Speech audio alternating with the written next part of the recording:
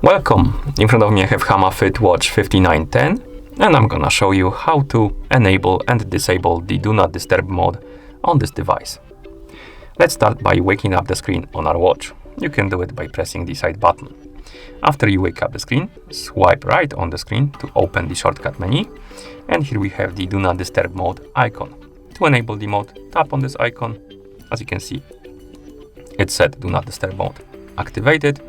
You can also tell by the icon changing the color, and this little icon right here at the top that also indicates that the Do Not Disturb mode is enabled.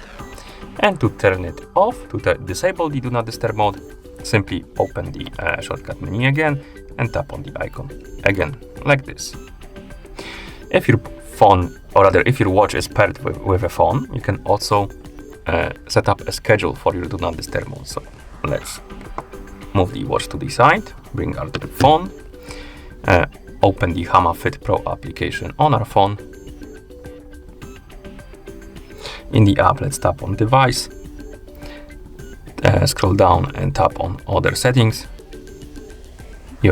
Sometimes you need to tap on it a couple of times. And here we have the Do Not Disturb mode option. Tap on it.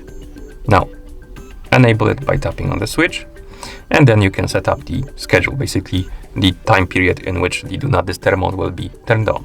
You can tap on the start time, and you can set it to something like 10 or 11:45, for example, and the end time to something like 7:25, like that. And once you're done setting up the schedule, tap on the check mark right here in the top right corner to confirm, and now the Do Not Disturb mode schedule is enabled. So it's gonna be turning on at 11:45 p.m. and turning off at 7:25 a.m. Okay, and that's how you enable the Do Not Disturb mode on this device. Thank you for watching. If you found this video helpful, please consider subscribing to our channel and leaving the like on the video.